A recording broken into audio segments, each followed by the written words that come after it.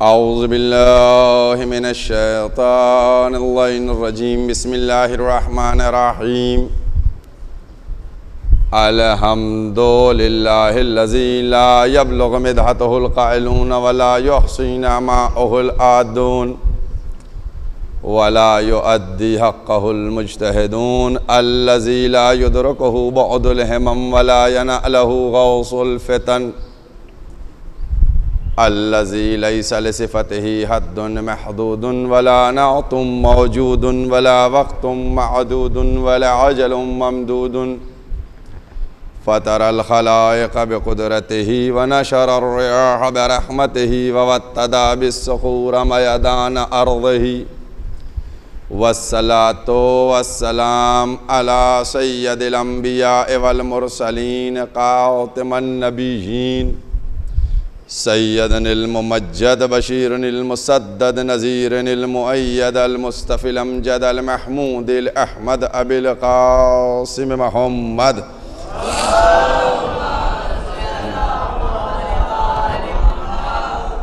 व अहले बैतिही तय्यबीन अत्ताहिरीन अल मासूमीन अल मज़लूमीन।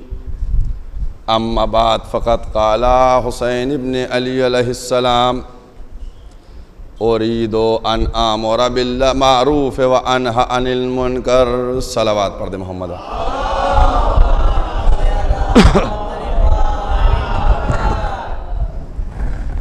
मज़लूम करबला के ये अल्फाज उरीदो अन आमुरा बिल मारूफ व अनहा अनिल मुनकर मुसलसल सरनामा करार देकर सिलसिले गुफ्तगू को आगे बढ़ाया जा रहा है कि करबला और इस्लामी अक़दार। मेरे मौला फरमाते हैं कि अच्छाइयों की तरफ बुलाना, बुराइयों से रोकना, ये उम्मत का सबसे बेहतरीन अमल है। बेहतरीन, कुरान ने खुद कहा कि सबसे बेहतरीन उम्मत कौन सी है कि जो अच्छाइयों की तरफ दावत दे और बुराइयों से रोके। ये बात आगे कही जा चुकी है कि कुरान अगर हमारे सामने रखा जाए तो कुरान से हम कुछ नहीं समझ सकते।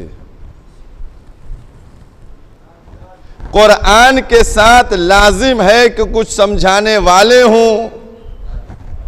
जो आप बहुत ही आसान लफ्ज़ों में बात करूं, कुरान जिसमें अल्फाज हैं, जिसमें तहरीर है, ना पढ़ने वाला शख्स, जाहिल शख्स जब कुरान को लेगा तो उसको ये भी पहचान ना होगी कि किधर से सीधा है किधर से उल्टा। हर तरह के मुआशरे में लोग हैं जो जाहिल महज हैं, उनको यही नहीं मालूम कि इधर से कुरान खुलेगा उधर से खुलेगा, ये उल्टा है या सीधा है, क्यों? उनको आता नहीं। अब मैं पूछना चाहता हूं सबसे कि जिसको इतना भी नहीं मालूम कि सीधा किधर है उल्टा, वो कैसे कुरान को समझेगा? वो किस तरीके से उन आमाल को, उन अफ़आल को, उन अहकाम को जानेगा जो कुरान के अंदर पोशीदा? तो लाजिम ये है कि परवरदिगार ने कोई इंतज़ाम किया हो कि तफसीर कुरान की अलग मुशाहिदे की मंजिल में रखी हो कि देखो, अगर तुम कुरान में पढ़ नहीं सकते, समझ नहीं सकते, देख नहीं सकते, तो आके इनके आमाल को देख लो। आप देखिए, किसी से भी कहिए, ये 5 वक्त नमाज पढ़ी जाती है, कोई भी आकर 5 वक्त नमाज हमें दिखाए कुरान में। 17 रकत नमाज पढ़ी जाती है, कोई भी आके 17 रकत नमाज दिखाए कुरान से। जैसे पढ़ी जाती है वैसे आकर कोई भी दिखाए कि कैसे पढ़ी जाएगी नमाज, नमाज कैसे होगी। इसलिए हुक्म हुआ कि देखो, कुरान तन्हा नहीं है। एक मंजिल है आपके सामने बयान करूं, 2-4 दकीक़े उसमें लगेंगे। लेकिन आपको नतीजा वाक़ई अहम मिलेगा। एक सलावत पढ़िए मोहम्मद वाले मोहम्मद।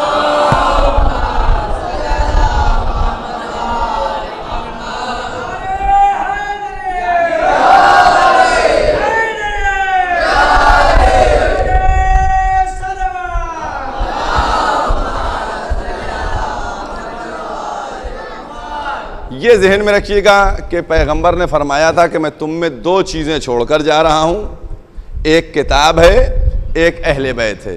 तो क्या फरमाया गया? हस्बुना किताबुल्लाह, हमारे लिए एक किताब काफ़ी है। ये जहन में रखिएगा, आपने ये जहन में रखिएगा। अब आइए आप, इंसान के पास कई आंखें हैं? इंसान के पास कई कान हैं? इंसान के पास कई हाथ हैं? इंसान के पास कई पैर हैं? फिक्र कीजिए। आपने कहा कि जनाब दो आंखें हैं, तो मैंने कहा जब दो आंखें हैं तो एक आंख से काम चल सकता था, नहीं चल सकता था? भाई एक आंख से काम चल सकता था, या अगर दो आंखें देना थी, बहुत गौर कीजिएगा, एक आंख माथे पे लग जाती, काम हो जाता, ना इधर की प्रॉब्लम ना उधर की प्रॉब्लम है। भाई अगर ऐसे ही इंसान की तख्लीक हो जाती तो सब समझते ऐसे ही इंसान होता है, एक आंख होती है। दो आंखें, दो कान, दो होंठ, दो नाक के सुराख सांस लेने के लिए। गौर कर रहे हैं? ये दो के ऊपर आप गौर रखिएगा। दो है, दो चीजें सारी दी। फिर उसके बाद कुरान में कहा मैंने तुमको दो हाथ इसलिए दिए ताकि तुम हिदायत पा जाओ, दो पैर इसलिए दिए ताकि तुम हिदायत पा जाओ। तो पता कुछ चला कि क्या अगर परवरदिगारा एक देता तो हिदायत ना होती? भाई अगर एक होता तो हिदायत नहीं होती। नहीं, दो हैं, हिदायत हुई। बहुत गौर कीजिएगा, देखिए एक लम्हा। अब आइए, जनाब आदम आए, काम किया तबलीग का? नहीं, जब तक उनके मुआविन जनाब शीश नहीं आ गए। जब एक से दो हुए तो कारवान तबलीग आगे बढ़ा। उसके बाद जनाब इब्राहिम, कारवान तबलीग आगे नहीं बढ़ा जब तक उनको इस्माइल नहीं मिले। जनाब मूसा को कहा गया जाओ तुम फिरौन के पास, उन्होंने कहा मैं सिंगल हूं, कैसे जाऊं? पहले हारून को परवरदिगार दे, दो हूं तो जाऊं। सब सामने की चीजें हैं। दो हुए तो गए। अब जनाब इब्राहिम के बाद, बहुत तवज्जो कीजिएगा, जनाब इब्राहिम के बाद दो सिलसिले हुए। एक इस्माइल का सिलसिला, एक इसहाक का सिलसिला। जनाब इस्माइल के दो बेटे, एक इस्माइल का सिलसिला, एक इसहाक का सिलसिला। जनाब इस्माइल के बाद इस्माइल का सिलसिला वहीं पर रुक गया, नबूवत वबूत नहीं अभी। अब जो नबूवत का सिलसिला चला वो जनाब इसहाक से चला। अब जनाब इसहाक की औलाद होती रही और नबूवत के मनसब पर फायज होती रही। ये सिलसिला चलते चलते जब ईसा तक पहुंचा, जब ईसा तक पहुंचा तो जब ईसा अकेले बचे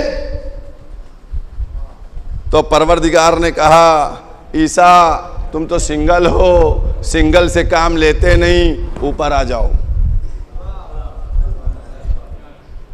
अब जनाबे इसहाक का सिलसिला वहां पर रुक गया, ईसा। अब इस्माइल का सिलसिला शुरू हुआ।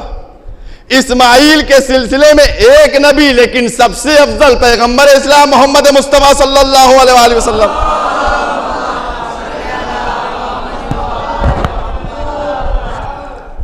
अब इस्माइल के सिलसिले से काम हुआ, पैगंबर दुनिया में तशरीफ ले आए।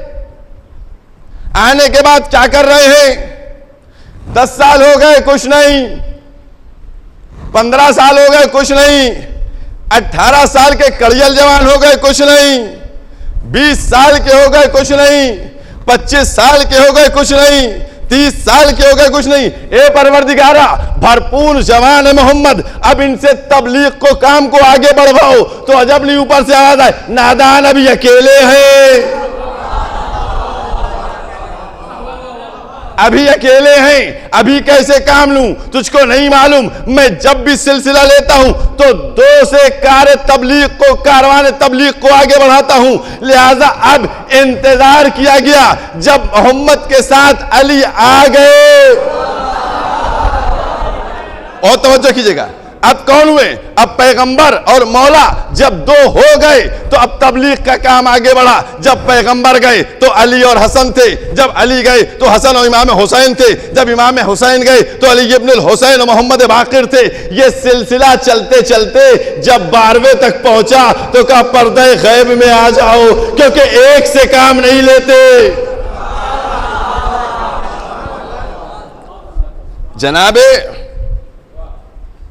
जनाबे खिज़र मौजूद हैं, लेकिन उन्होंने खुद दुआ की थी कि परवरदिगार मुझे वो आखिरी मौका नजर आए। जिंदा है वो अपने और जमीन के ऊपर हैं।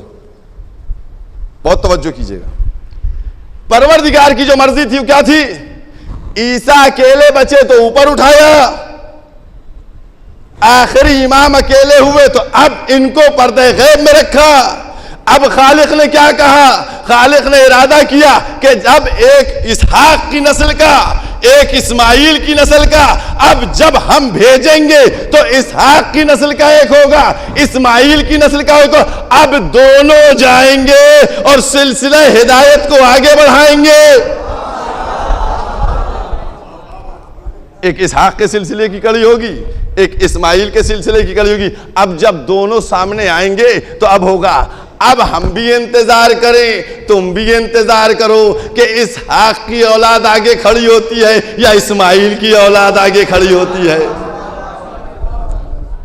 एक सलवात पढ़ दी मोहम्मद वाले हों।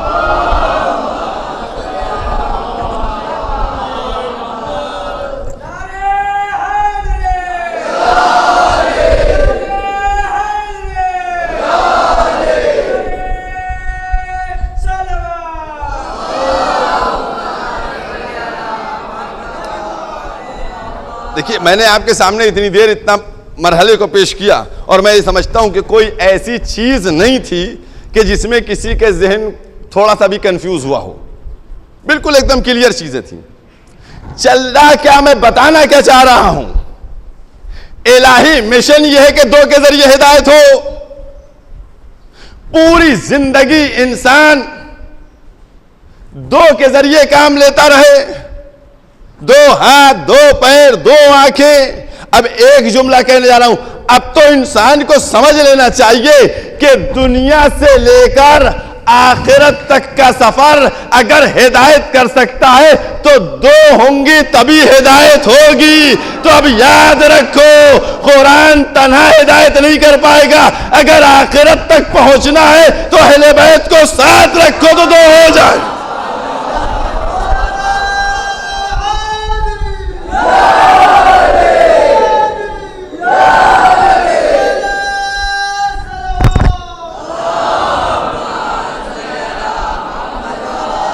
दो के जरिए हिदायत। अब अगर आखिरत तक पहुंचना है तो लाजिम है कि 2 ही का सहारा लिया जाए, कुरान भी हो, अहले बैत भी हो। मैं कुछ नहीं कहता, कुरान मजीद का 68 नंबर सूरा 68 नून है, जाकर देखिएगा। उसके बाद आयत का निशान भी देता हूं, 8वीं आयत से लेके 13वीं आयत तक, 8, 9, 10, 11, 12, 13 6 आयतें देखिएगा, खूब इत्मीनान से देखिएगा। जाओ, जाने के बाद सब लोग कुरान खोल खोल कर देखो और देखने के बाद पढ़ो कुरान क्या कह रहा है। तुम इताअत नहीं करना। किसकी इताअत नहीं करना? तुम्हें किसकी इताअत नहीं करना है? तुम्हें झूठे की इताअत नहीं करना है, तुम्हें मुसलमानों में आपस में इख्तलाफ पैदा करने वाले की इताअत नहीं करना है। तुमको इताअत किसकी नहीं करना है? तुमको बार बार कसम खाने वाले की इताअत नहीं करना है, तुम्हें किसकी इताअत नहीं करना है, तुम्हें उसकी इताअत नहीं करना है जो चुगलखोर हो, जो फितना फैलाए। सारी चीजें बयान किए और एक लफ्ज है जो आखिरी की है, जो 13वीं आयत का इख्तितामी है। तुम्हें किसकी इताअत नहीं करना है? तुम्हें ज़नीम की इताअत नहीं करना है। अब पूछिएगा मौलवी साहब ये क्या, तो फरमाएगा, परवरदिगार फरमाएगा तुम्हें उसकी इताअत नहीं करना है जिसका शजरा सही ना हो।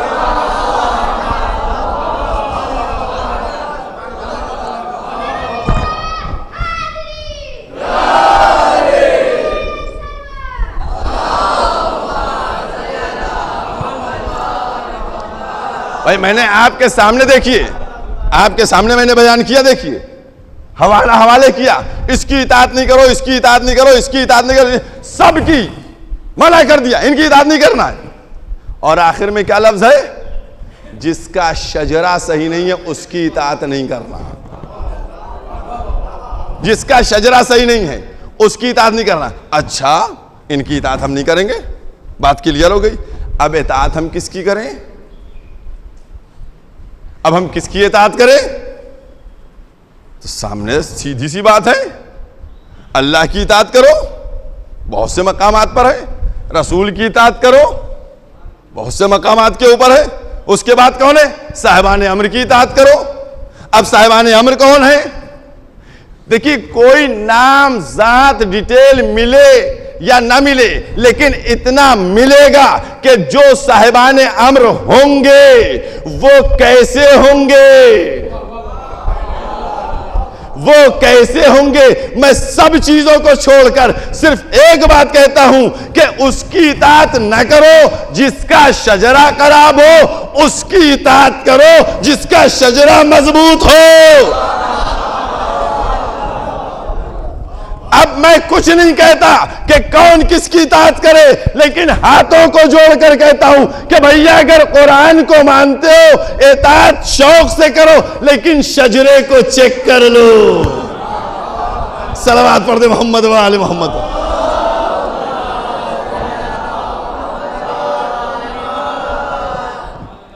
बहुत इत्मीनान से लाया हूं, देखिए आपको कुरान पूरा हवाले है आपके। अब देखिए शजरा भी चेक करा दूंगा आपको। एक सलावत पढ़िए मोहम्मद वाले हम।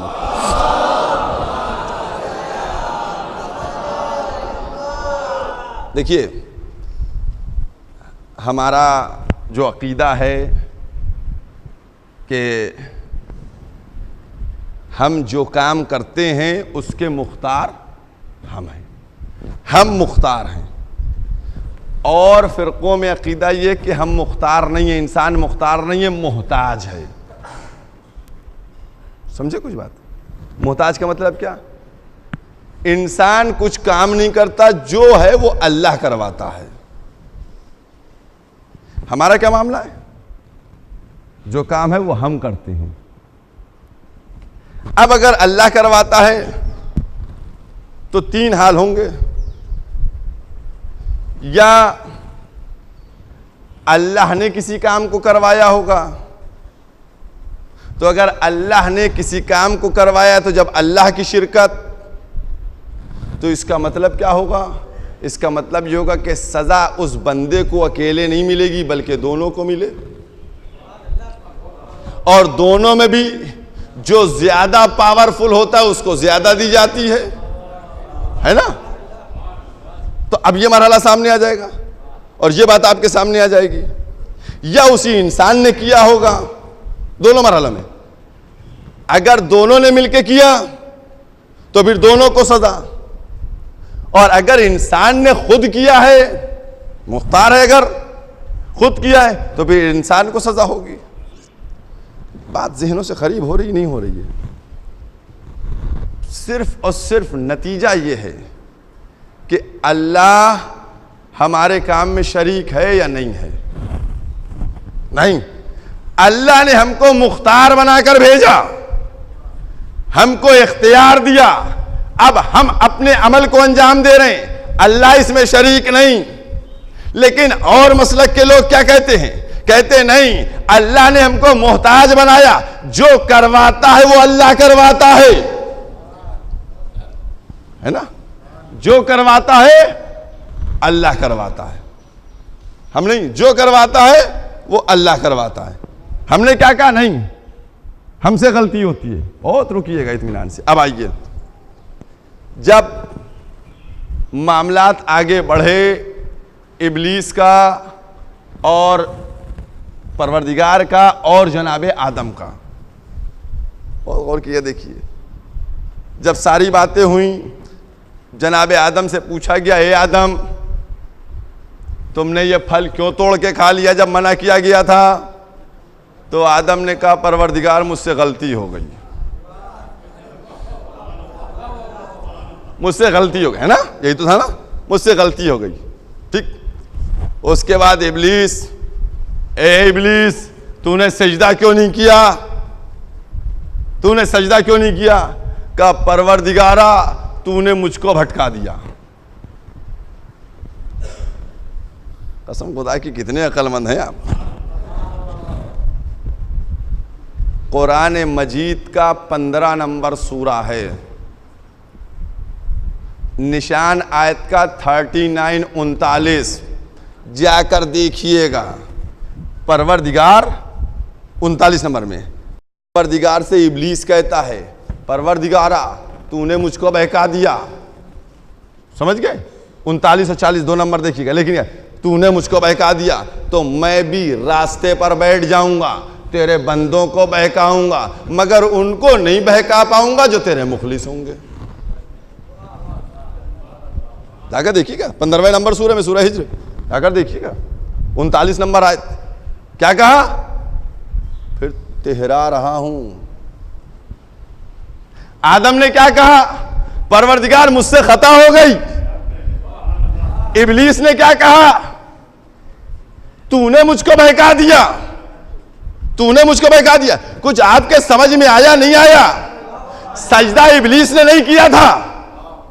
इब्लीस ने अपना सजदा ना करना ये अल्लाह पर इल्जाम डाला कि तूने गुमराह कर दिया, और आदम से खुद खता हुई तो उन्होंने कहा मुझसे गलती हो गई। बात कुछ समझ में आई? जो मुख्तार की बात करता है वो आदम का इताअत गुजार होता है, आदम की तरह, और जो कहता है हम मोहताज है अल्लाह करवाता है वो इब्लीस का पैरोकार होता है।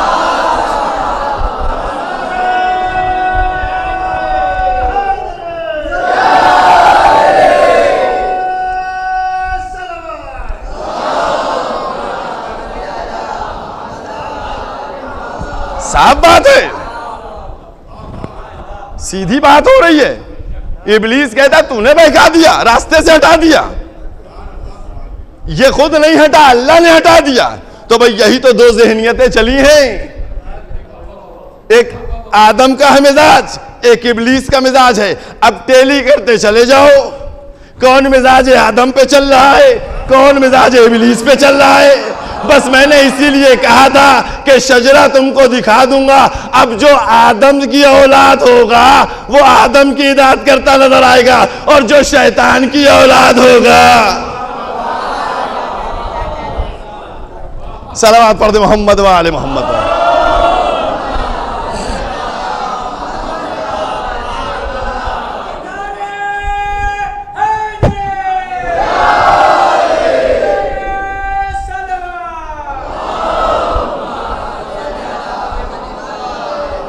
ये अज़मत अहले बैत है। दोनों को मोहताज कौन, मुख्तार कौन। लिहाजा दोनों मंजिलों पे दुनिया समझे और देखे कि हमें अहले बैत की इताअत करना है, अहले बैत के फरमाबरदार होना है, हमें अहले बैत को लेना है और उनकी बातों को सुनना है। और याद रखिएगा, जब इताअत फरमाबरदारी अहले बैत की करेंगे और उनकी उस मंजिल को समझेंगे। आज बहुत कहा जाता है, और कीजिए आप, जनाब मूसा हमारे ऊपर बात की जाती है ना, इमामत के ऊपर बात की जाती है। और करिए, जनाब मूसा ने ऐसा मारा है, कितने चश्मे फूटे, कितने सैराब हुए, पत्थर पे मारा, पानी पे मारा आसा, कितने रास्ते बने। सब जोड़ते रहिए, देखते रहिए, कुरान से पूछिए। मैं कहां तक क्या क्या चीजें बताऊं। मैं तो बतलाना इतना चाहता हूं कि देखो, एक मूसा 12 कबीलों को नजात दिलवाते हैं, तो क्या 12 इमाम एक कौम को नजात नहीं दिला सकते? एक मूसा 12 कबीलों को नजात, तो 12 इमाम, हमें यकीन है। और आप देखिए, उस कदीर मुतलक को 12 हैं, लेकिन हकीकत क्या एक है। हकीकत क्या एक है, सब एक। एक बहुत अजीम मरहला आपके सामने बयान करता हूं। एक सलवात पढ़िए मोहम्मद वाले मोहम्मद।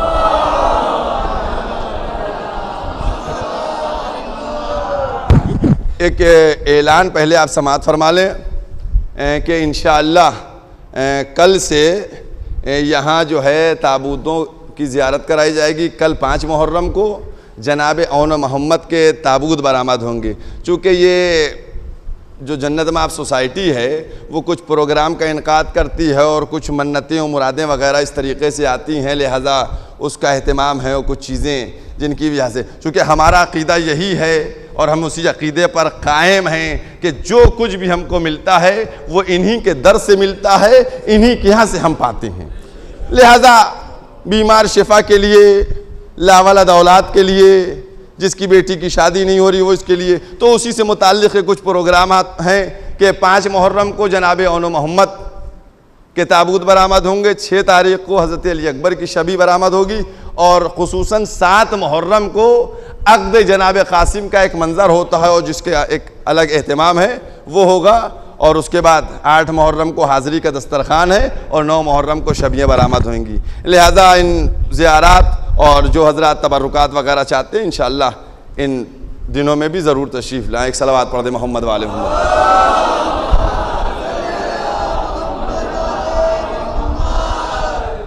आज आप एक चीज़ देखिए, पूरी दुनिया, पूरे हिंदुस्तान, आधार कार्ड है आपका? आधार कार्ड किसका किसका है? सबका आधार कार्ड है। दौड़ दौड़ के बनाया जा रहा है, आधार के बगैर कुछ हो नहीं पा रहा है। अगर आधार आपने नहीं बनवाया तो आप उधार हो जाइएगा, है? फिर बॉर्डर पे मिलिएगा कि इधर के हैं या उधर के हैं, है ना? एमए आदमी हो, बीए हो, पीएचडी हो, एलएलएम हो, फलाना हो, ढमका हो, जो हो, ठेंगे से जब तक ठेंगा ना लगेगा, है ना? देखिए क्या हो रहा है, मारो अंगूठा, है साहब? यूनिवर्सिटी में अटेंडेंस हो रही है, क्या अंगूठा लगा दीजिए, है? ऑफिस में अटेंडेंस है, अंगूठा लगा दीजिए। देख रहे हैं इस अंगूठे का कमाल? बहुत भागता था अंगूठा बनाने से। देखिए, एक बात आप अपने जहन में रखिए, सब सामने की मिसालें हैं। अल्लाह का निजाम कुछ ऐसा है। बहुत तंज करता था जाहिल के ऊपर, अब अंगूठा छाप है, अब वो कहते मियां हाथ कौन छाप है। बहुत तवज्जो कीजिएगा, अभी कुदरत को दिखाऊंगा आपको, है? लगाओ अंगूठा, हर जगह अंगूठा लिए खड़े हुए हैं। पूछिए, अब आप पागल हो गए हो, दस्तखत करवाओ, ये अंगूठा क्यों बनवाया हमसे? अगर किसी 2 आदमियों का अंगूठा एक सा हो गया तो भाई, अगर 2 आदमियों का अंगूठा टेली कर गया तो क्या होगा बताइए? उसका पैसा उधर चला जाएगा। हो सकता है, नहीं हो सकता है? 2 आदमियों का अंगूठा टेली हो जाए, कहा मौलवी मस्जिद तक रहो सिर्फ, तुमको क्या मालूम ये अंगूठे के जो अंदर रेशे है ना, ये 2 में टेली नहीं हो पाएगा, ये टेली नहीं कर पाएगा कोई। हर एक अलग अंदाज का, हर एक का अलग। आप देखिए, करोड़ों अरबों खरबों पैदा हो गए, किसी को टेली करके दिखा दो, अगर नाक मिल गई तो कान अलग, कान मिल गई तो आंख अलग, आंख अलग तो दहाना मिल गया तो भी नाक अलग, है फर्क नहीं है। अगर पूरा जाहिर मिल गया तो का अंगूठे का निशान अलग। कुछ समझ में आ रहा है आपके? नहीं आ रहा है? ये अंगूठे का निशान अलग, ये उसकी कुदरत का कमाल है, उस खालिक का कमाल है। वो खालिक है, उसने जब खल्क करना शुरू किया तो कहा एक दो को एक जैसा न बनाऊंगा। बहुत तवज्जो कीजिए, एक जुमले के लिए आपको दे रहा हूं साहब, एक जुमले के लिए, एक जैसा ना बनाऊंगा। तो शायद कोई उठता कि भाई कैसे बनाता, बन ही नहीं सकता, एक जैसा बन नहीं सकता। तो उस माबूद ने आवाज दी कि तुम कहते हो दो एक जैसे नहीं हो सकते, मैं एक जैसे 12 बना दूंगा। भाई नहीं बना सकते, हम अलग भी कर सकते और एक जैसा भी बना सकते हैं कि अब 12 को एक जैसा बना दिया तो अगर बिस्तर पे सोए तो मुशरिक धोखा खाए, और अगर मदीने में जाबिर को मिले तो जाबिर धोखा खाए। सलावत पढ़ दे मोहम्मद व आले मोहम्मद।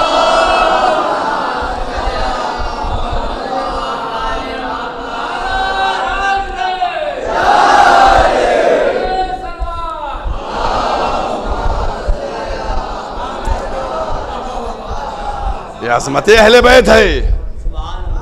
फिक्र करो, गौर करो, अहले बैत कुरान में है।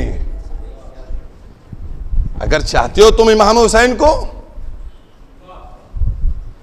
आप देखिए एक मरहला आप गौर कीजिए और फिक्र कीजिए, सोचिए एक एक लम्हे के ऊपर, एक एक मेरे जुमले पे गौर किया कीजिए। न समझ में पूछिए मुझसे, बाहर का रहने वाला नहीं, यही हूं, जब दिल चाहे पूछिए। कुरान अहले बैत के साथ, अहले बैत कुरान के साथ, है ना। मैं जिस करबला को उन्वान बना के चल रहा हूं, उस करबला की अजमत को आप जानिए। करबला की अजमत काहे से है? इमाम हुसैन की जात से। इमाम हुसैन कौन है वो सब आपको बता चुका है ना। आज इंसान सब के सब एक है सिस्टम, देखिएगा बहुत सी, जो मैंने एक दिन कहा था, बहुत सी शख्सियतें हैं। मैं शिया हूं, है ना, मुझसे कोई कहे कि जनाब आप फलाने हो जाइए, मैं कहूँगा नहीं हो सकता। एक साहब सुन्नी हैं, उनसे मैंने कहा भाई शिया हो जाइए, कहेंगे नहीं होऊंगा, मैं सुन्नी हूँ। एक साहब ईसाई हैं, उनसे मैंने कहा शिया हो जाइए, उन्होंने कहा नहीं होऊंगा शिया। एक साहब हिंदू हैं, उनसे मैंने कहा शिया हो जाइए, नहीं होंगे। सुन्नी हो जाइए, नहीं होंगे। सुन्नी से कहा हिंदू हो जाओ, शिया नहीं होते हो, तो कहेगा नहीं होऊंगा। सिख से कहा कि भैया ऐसा करो तुम सुन्नी हो जाओ, कहेगा नहीं। कहा हिंदू हो जाओ, कहा नहीं। सबको देखिए, एक एक फिरके को मैं कहां तक ले चलूं, टाइम आपका। कभी भी कोई एक फिरका मानने वाला दूसरे फिरके में दाखिल नहीं हो रहा है, वो तैयार नहीं है। मैं नहीं आ सकता, मुझको बुलाए तो मैं नहीं जा सकता, लेकिन एक ऐसा परचम है, एक ऐसा परचम है कि जिस परचम के नीचे सब आ सकते हैं। आप कहेंगे वो कौन सा परचम है? वो एक हुसैनी परचम है, जहां शिया भी आ सकता है, सुन्नी भी, ईसाई भी, यहूदी भी। अब पूछिएगा तुम कौन हो, कहेगा मैं हुसैनी हूं। तुम कौन? हुसैनी हूं। तुम कौन? हुसैनी हूं। हुसैनी सब बन जाएंगे। बहुत गौर कीजिएगा, हुसैनी सब बन जाएंगे। हर एक राजी है, मैं भी हुसैनी, मैं भी हुसैनी, मैं भी हुसैनी। अच्छा, सबके सब हुसैनी है माशाअल्लाह से। अब जो यजीद को रज़ी अल्लाह लिख रहा है, उससे मैं कहता हूं तुम भी तो कस के बोलो कि मैं यजीदी हूं।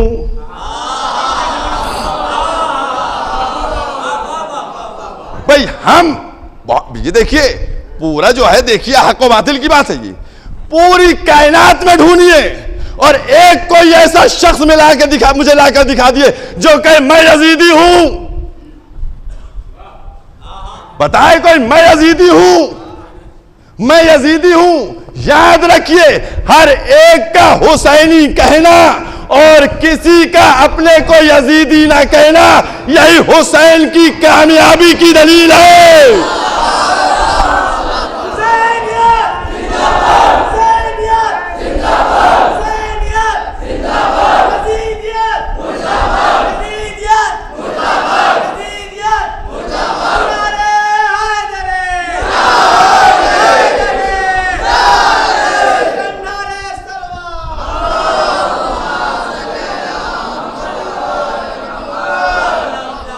कोई तो आए, दुनिया समझती है कि इमाम हुसैन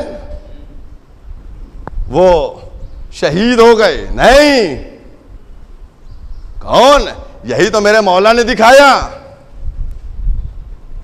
लोग जी के मर जाते हैं, करबला वाले मर के जी गए हैं। आज सबको, मैं कुछ नहीं कहता, सबको दावत देता हूं, आओ और आने के बाद हुसैनी परचम के नीचे बैठ जाओ। बल्कि लफ्ज को बदले देता हूं, मैं सबको दावत देता हूं, जिसको जिसको हयात चाहिए है, जिसको हयात चाहिए है, वो सब आ जाएं हुसैनी परचम के नीचे।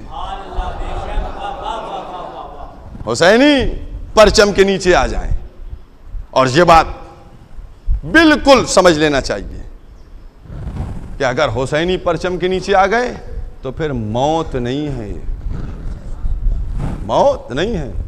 आप कहेंगे वाकईन? मैंने कहा सामने देख लो तुम, जिसके यहां कोई मरता है तेरा वहीं तक काम होता है। हमारे क्या मर जाए कोई तो देखो, सोयुम 10वां 20वां महीना, चहलुम तिमाही छमाही देसा, भाई बराबर याद किया जाता, नहीं याद किया जाता। और याद भी किस अंदाज से किया जाता है? किसी के बाप के फजाइल नहीं पढ़े जाते हैं, जहरा के लाल के फजाइल पढ़े जाते हैं। सालों मरने के बाद वो ऐलान करवाता है कि अब्बा मेरा मरा लेकिन हुसैन का चाहने वाला था।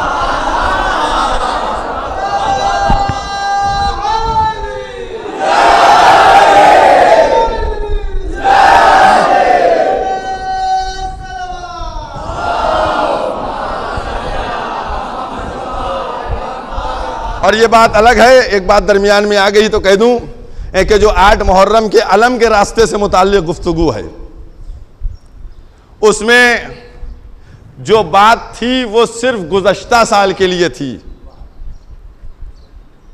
और उसमें बहरहाल मैंने गुज़श्ता साल पूरी बात वाज़े कर दी थी और इसी मिंबर से बात कही थी कि मैंने दस्तखत ज़रूर की है लेकिन अपने तमाम एहतिजाज दर्ज करवाए हैं, एहतिजाज दर्ज करवाए और उसके बाद मैंने उसमें दस्तखत की, चूंकि जो सारा मंजर था वो मैंने बता दिया था। अब जहां तक मसला है कि किधर से अलम निकलेगा 8 मुहर्रम का, उधर से आएगा या कदीमी रास्ते से आएगा, हम हो या आप हो या सब मोमिनीन हो। देखिए 2 चीजें होती हैं, कोई प्रोग्राम कोई ना कोई तंजीम करती है, तो जो तंजीम करती है वो उसकी मुहतमिम और मुंतजिम होती है, लेकिन जो जुलूस होता है वो पूरी कौम का होता है, क्योंकि हर कौम का फर्द उसमें है। तो किसी यानी अगर है तुम्हारे घर का तो ले जाओ 10 आदमियों में 20 आदमियों में, लेकिन वो जुलूस जो होता है वो पूरी कौम का होता है। लिहाजा अब अगर किसी मसले को सामने रखा जाए, तब्दील हो, उस दफा तो बिल्कुल लास्ट मोमेंट पे ऐसा किया गया था, और सारी चीजें मैं नहीं दोहराऊंगा।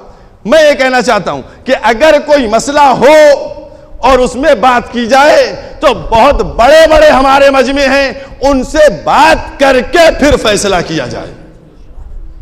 क्योंकि बाद में ये सारी चीजें सामने आई थी। क्योंकि बहरहाल जो हमारे जुलूस हैं, और हमको दबने की कोई जरूरत नहीं है। और याद रखिएगा, अगर हम दब गए तो इसका मतलब हुसैनी नहीं है। अगर हम पे कोई धौंस चला ले, हमको कोई दबाए, तो इसका मतलब हम हुसैनी नहीं है। आप कहेंगे मौलवी क्या कहते हो? मैंने कहा आकर देखो, 72 थे, लाखों की धौंस में ना आए, बल्कि उन लाखों से एक को निकाल लाए।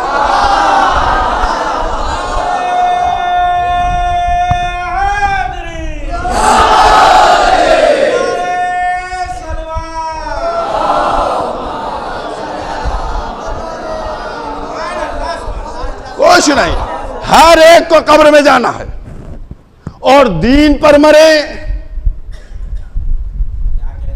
भाई आप देखिएगा, दीन पर मरे, इससे बड़ी बात क्या है? और यही एक मंजिल आपके सामने बयान करता चलूं। इमाम जाफर सादिक अलैहिस्सलाम से पूछा गया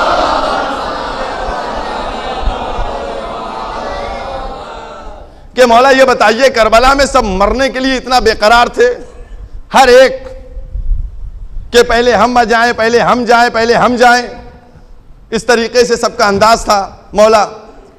तो इमाम फरमाते हैं, छठे इमाम हमारे, कहने लगे कि जब इमाम हुसैन ने शब आशूर सबसे कहा हमने शमा को बुझा दिया, तुम लोग सब वापस चले जाओ, सब वापस चले जाओ, कोई नहीं गया, सब बैठे रहे।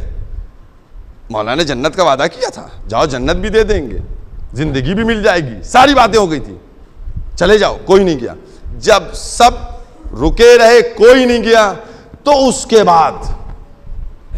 बाद इमाम हुसैन ने, साहिब दमतुस साकिबा ने यह वाकया लिखा है, पूरा मौजूद है। तब इमाम हुसैन ने उन सबको अर्श के ऊपर दिखाया, वो हबीब तुम्हारा मकान है, वो तुम्हारा जोहर मकान है, वो तुम्हारा सईद मकान है, वो तुम्हारा हिलाल मकान है, एक एक को मंजिल दिखाई थी। तो हमारे छठे इमाम फरमाते हैं कि सबको यह बेकरारी थी कि जल्द से जल्द जाएं, आका पर से जान को निसार करें, ताकि उन मोतियों को महल जो हमारे लिए इंतजार कर रहा है उसको आबाद करें। ये अंदाज। और आप गौर कीजिए, शब आशूर मौला ने क्या कहा? जाओ। मौला ने क्या कहा? जो मैंने बात अभी जुमला कहा है ना, उस जुमले की तायीद ने, हमको मौत से डर नहीं लगता, मर जाएंगे जिएंगे। सबूत आपको देता हूं, क्योंकि हम करबला के मानने वाले हैं, हमारे दिलों में करबला बसी हुई है, और जिसके दिल में करबला बसी होगी उसको मौत का कोई डर नहीं, कसम खुदा की, कोई डर नहीं, कोई फिक्र नहीं, क्योंकि करबला हमारे सामने है। जिस काम को कमसिन बच्चे जोश और खरोश के साथ अंजाम दे रहे हैं, उस काम को हम कितने आसानी से अंजाम दें, ये हमारे इम्तिहान की मंजिल होगी। शब आशूर क्या कहा? जाओ, सब लोग जाओ, तुमको जिंदगी मिल जाएगी, जाओ सब लोग, जिंदगी मिल जाएगी, जन्नत की जमानत ये लेता हूं। गया कोई, उठा कोई, चला कोई, बोले कोई। वहां ईमान की पुख्तगी वाले कितने थे? क्या क्या ईमान की कंडीशनें थी बताइए आप। वहां 15 दिन पहले आए, हबीब बचपन के दोस्त थे, कोई 4 साल पहले वाला, कोई 10 साल पहले वाला, कोई 20 साल पहले वाला। किसी ने भी ये कहा मौला मैं तो जाने के मूड में नहीं था, लेकिन अब आपने कह दिया लिहाजा जा रहा हूं। हुआ? कहा? नहीं, सब खामोश।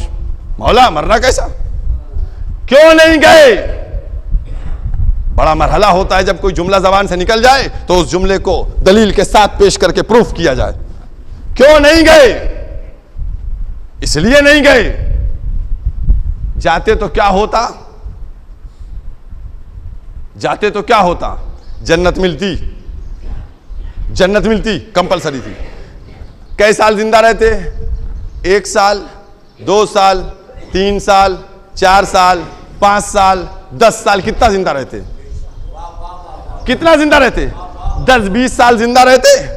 उसके बाद किसी कोने में हबीब मरते, दफन कर दिए जाते, किसी कोने में जोहर मरते, दफन कर दिए जाते, किसी कोने में सईद मरते, दफन कर दिए जाते। भाई यही तो होता। 2 साल बाद कोई मरा, दफन हो गया, 5 साल बाद कोई मरा, दफन हो गया, 10 साल बाद कोई मरा, दफन हो गया।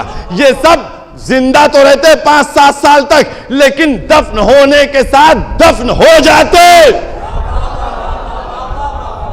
जुमला सुना आपने, ये दफन होने के साथ दफन हो जाते, लेकिन ये दफन होना नहीं चाह रहे थे, ये चाह रहे थे कयामत तक जीना। इसलिए कहा हुसैन के कदमों पे मरो, तो 1400 साल बाद जब हुसैन का तज़किरा होगा तो हबीब का भी होगा, ज़ुहैर का भी होगा, सईद का भी होगा, मुस्लिम का भी होगा। इसलिए कहा मर गए तो 2-4 साल जिंदा रहेंगे, लेकिन अगर हुसैन के कदमों पे चल बसे। अज़ादारान इमाम मज़लूम, आज 4 मुहर्रम का सूरज तुलू हो चुका है।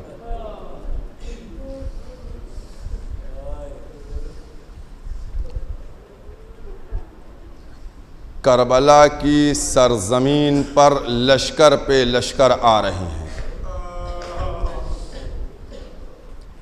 2 मुहर्रम को जब काफिला पहुंचा तो 3 मुहर्रम को पिसरे साथ 22,000 का लश्कर लेके पहुंचा। 4 मुहर्रम को हसीन इब्न नमीर, शिम्र इब्न जौशन, सब कोई 4,000, कोई 3,000, कोई 2,000 लश्कर ले लेके करबला की ज़मीन पर पहुंच रहे हैं। नक्कारों की, घोड़ों की, टापों की आवाज़ बुलंद हो रही है। जनाब ज़ैनब परेशान, कौन आया, कैसी आवाज़ें हैं। अज़ादारों, पूरी ज़िंदगी रोइएगा अगर जनाब ज़ैनब के एक जुमले का एहसास कर लीजिए। पूरी ज़िंदगी रोइएगा। कौन आया? का दुश्मन की फ़ौज आई है। 4,000 का लश्कर आया, 3,000 का लश्कर आया, 2,000 का लश्कर आया। आवाज़ें सुन रही हैं, लश्कर पे लश्कर आ रहे हैं। तो एक दफ़ा जनाब ज़ैनब अपने भैया से कहती हैं, भैया आप भी अपने दोस्तों को बुलाइए। अभी जुमला सुनिएगा। वो कहा भैया आप भी अपने दोस्तों को बुलाए। इमाम ने फरमाया कि बहन ज़ैनब बताओ मैं कैसे अपने दोस्तों को बुलाऊं, हर तरफ पहरा लगाए, तो क्या मेरी बीबी की मजलूमी है। कहती भैया आप हबीब को बुलाइए, वो आपका बचपन का दोस्त है। मेरी ज़ैनब की बेकसी देखी, जहां हजारों का लश्कर आ रहा है वह एक हबीब आ जाए।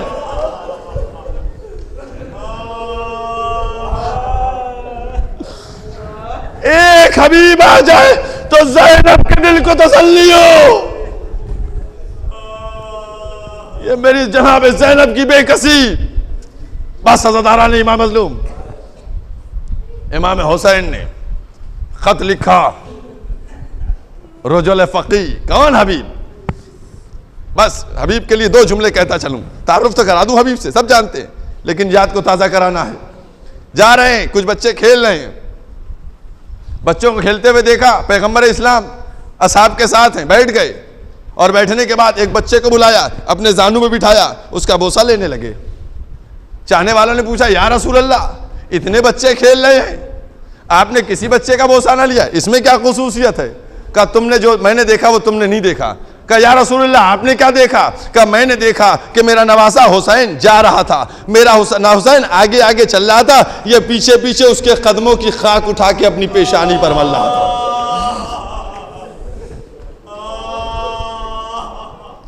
ये मेरे लाल हुसैन का चाहने वाला है। ये है हबीब इब्न मज़ाहिर।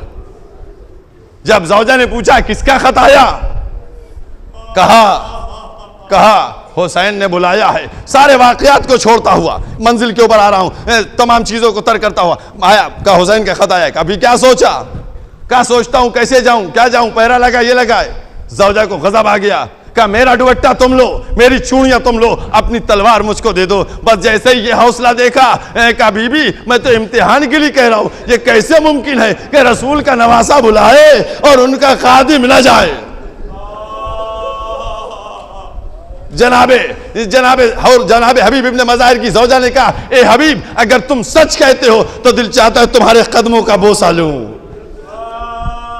हबीब ने कहा हुसैन ने बुलाया है, जाओ तुमको दुआएं दी, का बच्चों को छोड़ा, का अगर मेरे 10 बच्चे भी होते उनको भी छोड़ देता मैं। और उसके बाद चले पहुँचे, देर हो गई थी, घोड़ा गुलाम लिए खड़ा हुआ था, 2 दकीका देर हो गई। घोड़े से कह रहा था गुलाम, ए मेरे मालिक के वफादार घोड़े, तुम परेशान ना होना, अगर तुम्हारा मालिक हुसैन की नुसरत के लिए नहीं आया तो मैं तुम पर सवार होकर चलूंगा। बस जैसे ही ये जुमला सुना, हबीब की आंखों से आंसू निकले, का ये वक्त आ गया कि नवासे रसूल पर अब गुलाम जाने कुर्बान करे।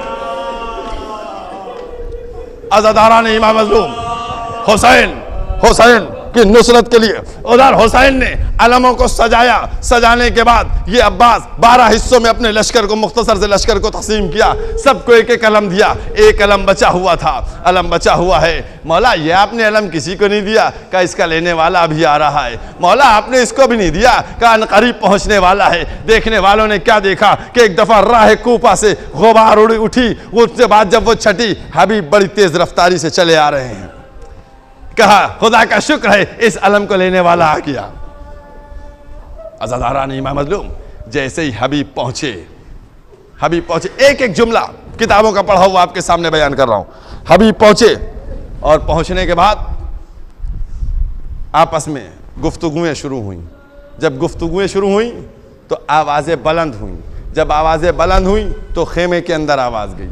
जब खेमे के अंदर आवाज़ गई तो जनाब ज़ैनब ने सुनी। जब जनाब ज़ैनब ने आवाज़ सुनी, फिज़ा को बुलाएगा, फिज़ा यहाँ आई। का ये बाहर आवाज़ें क्यों बुलंद है सबकी, ये आवाज़ें क्यों बुलंद हो गई, क्या हुआ बाहर, जाओ मालूम करके आओ। आने के बाद फिज़ा ने दर खेमा पर पहुँच के पूछा, भाई क्या वजह है। बताया गया आका के बचपन के दोस्त हबीब इब्ने मज़ाहिर आए हैं, हबीब इब्ने मज़ाहिर आ गए हैं। सुना, हबीब इब्ने मज़ाहिर आ गए। आई पलट के, आने के बाद कहा शहजादी मुबारक हो। का क्या हुआ, का आका के बचपन के दोस्त हबीब इब्ने मज़ाहिर आ गए। अज़ादारान इमाम मज़लूम, बस जैसे ही ये जुमला सुना, का फिज़ा जाओ और जाने के बाद हबीब को शुक्रिया अदा करना, मेरा सलाम कह देना। फिज़ा दरे खेमा पे आई, ए हबीब तुमको मुबारक हो। अरे रसूल की बेटी सलाम कहती है, शुक्रिया अदा करती है। हबीब ने तमाचे मारे, आसमान का रुख किया, ए परवरदिगारा अहले बैत अजरकुम अल्लाह, अजरकुम अल्लाह। बस अज़ादारों, 2 दकीके और मजलिस मुकम्मल, 2 दकीके और मजलिस मुकम्मल। मुसीबत अहले बैत पर ही आ गई। अल्लाह अकबर। उसके बाद हबीब किस तरीके से गए, बनी असद को लेकर आए, बनी असद मदद करने के लिए आ रहे थे। सारे वाक़यात को छोड़ते हुए उसके बाद अब सुबह आशूर नमूदार हुई, एक हमला हुआ, उसके बाद शहीद हुए।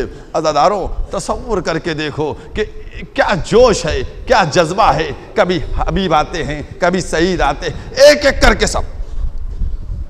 आलम ज़ोहर का हुआ, ज़ोहर का वक्त है। अबू समामा ने आवाज़ दी, कहा मौला कि हम चाहते ही हैं कि नमाज पढ़ ली जाए। जैसे ही का इजाज़त ले लो, आवाज़ बुलंद की इजाज़त के लिए। बस जैसे ही ये जुमला बुलंद हुआ कि कुछ देर के लिए नमाज को, कुछ देर के लिए जंग को रोक दिया जाए, नमाज पढ़ना है। उधर से हसीन इब्ने नमीर ने आवाज़ बुलंद की, कहा अब हुसैन को कोई नमाज बचा नहीं सकती है। जैसे ही ये जुमला सुना, मजलिस मुकम्मल हो रही है ज़ादारों, जुमला सुना, वो हबीब जो तैमुम कर चुके थे नमाज के लिए, वो हबीब जो नमाज के लिए आमादा हो चुके थे, हुसैन की खिदमत में आए। कहा मौला अब आपके नाना के पीछे नमाज पढ़ूंगा, ए मौला मुझको मरने की इजाज़त दीजिए।